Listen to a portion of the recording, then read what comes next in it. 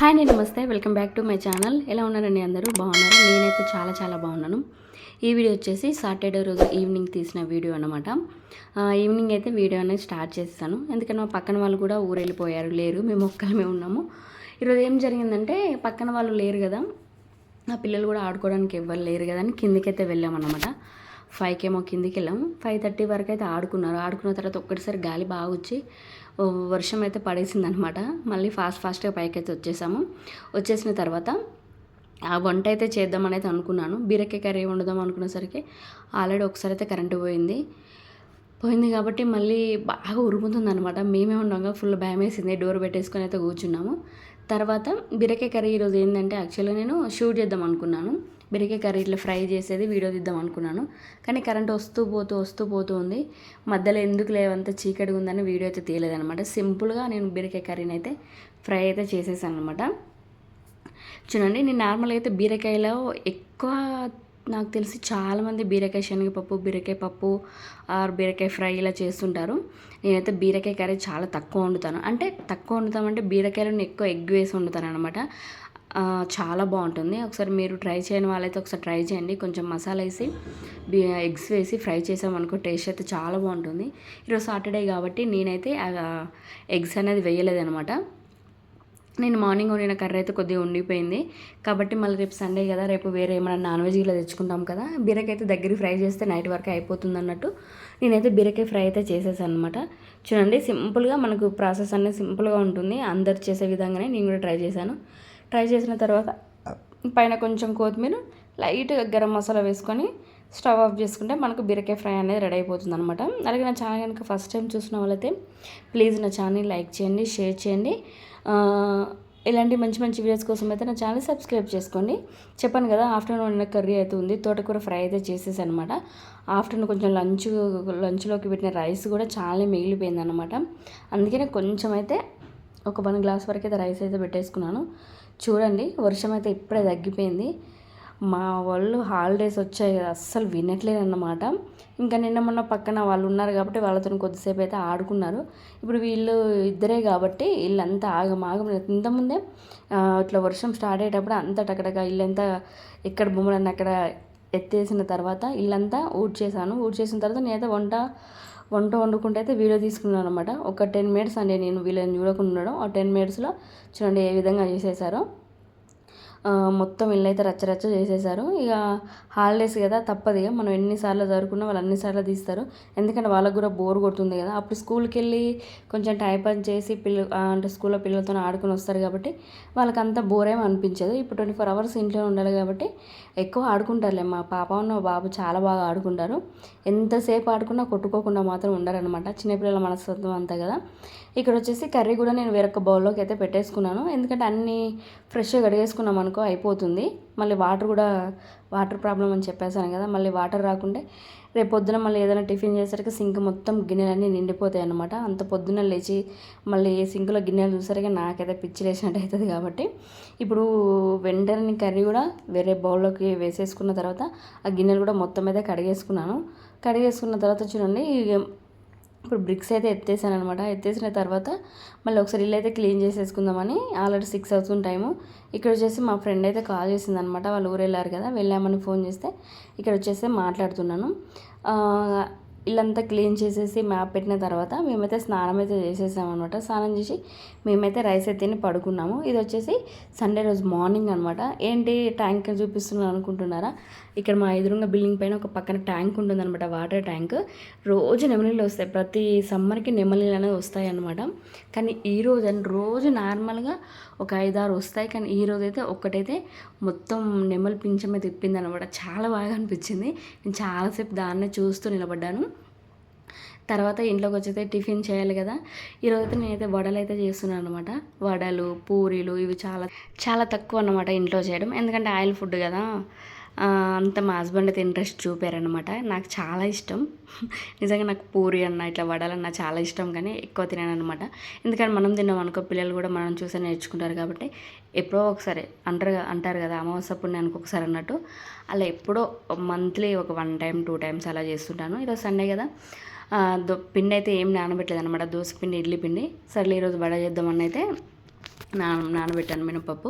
అని ఎప్పటికీ ఒకటే తీరు చేసిన పిల్లలు కూడా ఇష్టంగా తినారు కదా, అప్పుడప్పుడు ఇలా కొంచెం ఇలాంటివి వేస్తుంటేనే వాళ్ళు ఇష్టంగా తినేస్తారు. మినపప్పు ఉంటుంది కానీ నైట్ అంతా నానబెట్టుకొని మిక్సీ జార్లో వేసి మిక్సీ పట్టేసుకున్నాను.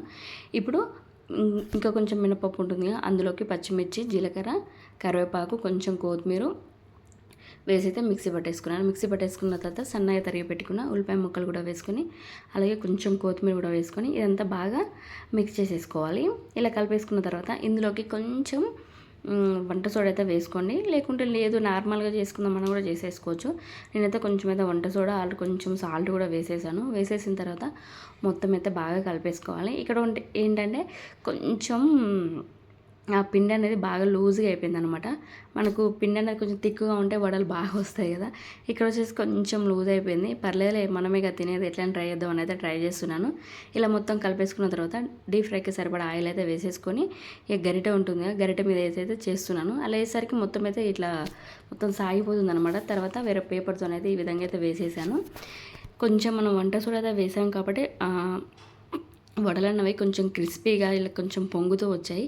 ఈ విధంగా చేసేసిన తర్వాత రెండు వైపులా మంచిగా గోల్డెన్ బ్రౌన్ కలర్ వచ్చే వరకు వేయించుకోవాలి. ఇలా వేయించుకున్న తర్వాత వేరొక ప్లేట్లోకి టిష్యూ పేపర్ ఇట్లా వేసేసుకొని ఈ వడలన్నీ అందులోకి వేసేసుకోవాలి. చూడండి, మనకు మొత్తానికైతే ఈ విధంగా చేసేసాను అనమాట. మనకు షేప్ గురించి అయితే అవసరం లేదు, అంత పర్ఫెక్ట్గా అయితే రాదు. చెప్పాను కదా పిండి అనేది కొంచెం లూజ్ అయిపోయిందని, కాబట్టి అలా ట్రై చేశాను, వచ్చాయి. కానీ టేస్ట్ మాత్రం చాలా బాగున్నాయి. అందులోకి అయితే పల్లీ చట్నీ అయితే వేసేసాను.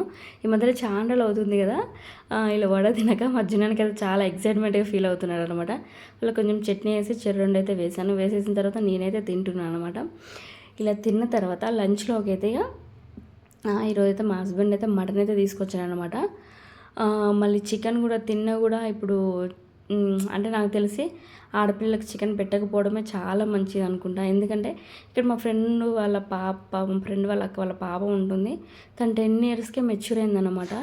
అంటే ఇప్పుడు ఈ ప్యాకెట్ పాలు అని చికెన్ అని కొంచెం కల్తీ ఉంటున్నాయి కదా, అలాగే చికెన్ కోడికి కూడా ఇట్లా ఇంజెక్షన్ వేసి పెంచుతున్నారు కాబట్టి కోడి కూడా తొందరగా పెరుగుతుంది కదా. అలాంటి పిల్లలకు పెట్టామనుకో పిల్లలు కూడా తొందర అంటే ఒళ్ళు వచ్చేస్తుంది, మళ్ళీ చిన్న వయసులో మెచ్యూర్ అవుతున్నారు కాబట్టి అలా వద్దులేని మొన్న విషయం తెలిసినప్పుడు మేము మ్యాక్సిమం అయితే చికెన్ తెచ్చుకుని మా పాప అయితే ఎక్కువ తినదు, కానీ ఈ మధ్యలో స్టార్ట్ చేసింది తినడం. మంచిగా ఫ్రై చేసి పెడుతున్నాను కాబట్టి అలా ఎందుకులే మనం తెచ్చుకున్న కూడా పాప కూడా తినేస్తుంది అన్నట్టు తనైతే ఇక మా పాపకైతే చికెన్ పెట్టొద్దని ఫిక్స్ అయ్యాడు అనమాట. మేము కూడా అసలు ప్యాకెట్ పాలు కూడా ఎక్కువ వాడమన్నట్టు, అది ఎప్పుడో జస్ట్ రేర్గా ఎప్పుడైనా పాయసం అన్నా ఏదైనా స్వీట్ అన్నా చేయాలనిపించినప్పుడు లేదా ఇంటికి ఎవరైనా వచ్చినప్పుడు మాత్రమే పాల ప్యాకెట్ అని తెస్తాము. అప్పుడప్పుడైనా కొంచెం తలనొప్పిగా ఉన్నప్పుడు అన్నప్పుడు బోర్ కొట్టినప్పుడు ఏదో షాప్కి వెళ్ళి ఏదో ఒకటి తేవాలన్నప్పుడు అయితే పాల ప్యాకెట్ తెస్తాను. ఇప్పుడు అది కూడా మానేయాలన్నమాట. ఎందుకంటే అంత అన్హెల్దీ పిల్లలకు పెట్టడం ఎందుకు, కల్తీ అంతా అని అలానే డిసైడ్ అయ్యి మా హస్బెండ్ అయితే మటన్ అయితే తీసుకొచ్చాడనమాట. తీసుకొచ్చిన తర్వాత ఫ్రెష్గా అయితే కడిగేసుకొని కొంచెం ఆయిల్, ఉల్లిపాయలు, పచ్చిమిర్చి, కొత్తిమీర వేసుకొని బాగా వేగనివ్వాలి. ఇక్కడ వచ్చేసి ఇంకొకటి ఏంటంటే ఇక్కడ సిటీలో మటన్ అయితే అసలు మటన్ టేస్ట్ అయితే రాదన్నమాట. అదెందుకో నాకు అర్థం కాదు. అదే ఇంటికాడ అమ్మ వాళ్ళు ఇంటికాడ వండినప్పుడు అంటే విలేజ్లలో ఉండేటప్పుడు ఆ టేస్ట్ అనేది వేరే ఉంటుంది. ఇక్కడ ఎంత మంచిగా ఉన్న టేస్ట్ అనేది ఉండదు, నాకు ఎందుకు అర్థం కాదనమాట. ఇక్కడ చికెన్ కూడా అంతే, చికెన్ అయినా మటన్ అయినా ఏదైనా అంత టేస్ట్గా అనిపించింది. ఇంకొకటి చేపలు కూడా, ఆ చేపలు కూడా మనకి ఇక్కడ నుంచి పట్టుకొచ్చి ఐసరాలో పెట్టి అమ్ముతుంటారు కదా, అందుకే నాకు అసలు అమ్మో ఏది అసలు అంత టేస్ట్ అనిపేది అన్నమాట. కాబట్టి మనకి ఇక్కడ దొరకదు కాబట్టి సరే ఏదో ఒకటి తినుకుంటూ అడ్జస్ట్ కావడం అన్నట్టు తినేస్తున్నాము. చూడండి, ఇక్కడ ఉల్లిపాయలు బాగా మగ్గేలోపు అయితే నేను పక్కన చెప్పాను కదా సండే కాబట్టి కొంచెం బగారా రైస్ అయితే వండుతున్నాను అనమాట. బగారా రైస్లో కొంచెం క్యారెట్, ఆలు ఇట్లా గ్రీన్ పీస్ ఇట్లా వేసి వండుతాం కదా, అవి ఉండడం వల్ల కూడా పిల్లలు కొంచెం చాలా ఇష్టంగా తినేస్తారు బగారా రైస్. కాబట్టి నేను పక్కనైతే బగారా రైస్ అయితే ప్రిపేర్ చేస్తున్నాను. వీడియో అయితే ఏం తీయట్లేనండి, ఎందుకంటే నార్మల్గా అందరికీ ఆల్మోస్ట్ తెలిసే ఉంటుంది కదా అని నేనైతే బగారా రైస్ని అయితే వీడియో తీయట్లేను అనమాట.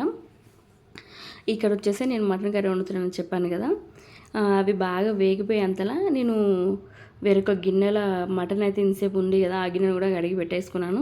ఎందుకంటే మనం వంట చేసుకుంటూ ఒక్కొక్కటి కలుపుకుంటూ ఇట్లా వేసుకుంటూ సింక్లో వేసరికి సింక్ అంతా నిండిపోతుంది అనమాట నా వంట పూర్తయ్యేలోపు. కాబట్టి నేను వెంటనే కడిగేసుకుంటున్నాను. ఎందుకంటే కొంచెం వాటర్ ప్రాబ్లం కూడా ఉంది కదా, మళ్ళీ సింక్ అంతా నిన్నాక వాటర్ లేకుంటే మళ్ళీ అంత చిరాకుగా అనిపిస్తుంది. ఇక్కడ చూడండి మటన్ అయితే నేను ఫ్రెష్ అయితే కడిగేసుకున్నాను. కడిగేసుకున్న తర్వాత ఉల్లిపాయ ముక్కలన్నీ బాగా వేగిపోయాయి కదా, అందులోకి అయితే వేసేసుకోవాలి. ఇలా మొత్తం వేసేసుకున్న తర్వాత ఒకసారి బాగా కలిపేసుకొని ఒక 10 మినిట్స్ పాటు మీడియం ఫ్లేమ్లో ఉడికించుకోవాలి. మటన్ కాబట్టి మనకు కొంచెం టైం అనేది ఎక్కువనే పడుతుంది. కుక్కర్లో అయితే ఉండట్లేదు, ఎందుకో ఈరోజు కడాయిలనే ఉండబుద్ది అయింది, అందుకే ఇందులోనే వండుతున్నాను అనమాట. ఒక 10 మినిట్స్ పాటు అయితే ఉడికించుకోవాలి. చూడండి 10 మినిట్స్ తర్వాత మనకు ఈ విధంగా మటన్ అయితే ఉడికిపోయింది కదా. ఇప్పుడు ఇందులోకి అల్లం వెల్లుల్లి పేస్టు, కొంచెం పసుపు కూడా వేసుకొని ఒకసారి బాగా అయితే కలిపేసుకోవాలి. ఇలా కలిపేసుకొని అల్లం అనేది పచ్చివాసన పోయే వరకు కలిపేసుకోవాలి.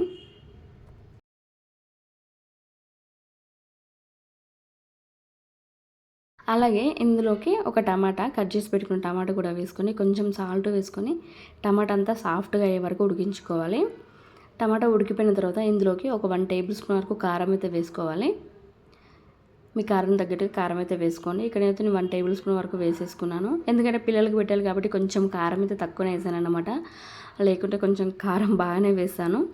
ఇలా కారం కూడా వేసిన తర్వాత ఒకసారి బాగా కలిపేసుకొని మనకు కారం నుండి ఇట్లా ఆయిల్ అంతా సపరేట్ కావాలన్నమాట. అప్పుడే మనకు కారం కారం లేకుండా కర్రీ అనే టేస్ట్ బాగా వస్తుంది.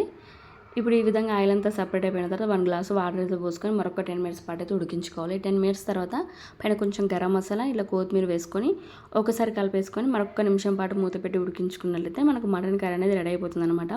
చెప్పాను కదా, మటన్ పేరుకు మటన్ కర్రీ, టేస్ట్ మాత్రం మటన్ టేస్ట్ అయితే రాదు, ఏదో తిన్న ఫీలింగ్ అయితే కలుగుతుంది. ఫైనల్గా అయితే చూడండి మనకు మటన్ కర్రీ అయితే రెడీ అయిపోయింది కదా. ఇప్పుడు బగారా రైస్ చేశాను కాబట్టి అందులోకి అయితే ఆల్మోస్ట్ బాగానే ఉంటుంది, బగారా రైస్లోకి ఏదైనా బాగానే ఉంటుంది కదా. మటన్ కర్రీ అయిపోయింది కాబట్టి ఇక్కడ వచ్చేసి బగారా రైస్ కూడా చూపిస్తాను చూడండి. ఇక రైస్ కూడా అయిపోయిందనమాట. అలాగే కొంచెం చికెన్ కూడా తెచ్చాడని చెప్పాను కదా, ఆ చికెన్ కూడా కొంచెం అయితే ఫ్రై చేసుకున్నాను. ఇదండి వీడియో. అలాగే వీడియో కనుక నచ్చినట్లయితే తెలుసు కదా, ఒక చిన్న లైక్ చేయండి, కామెంట్ చేయండి, సబ్స్క్రైబ్ చేయండి. Thank you.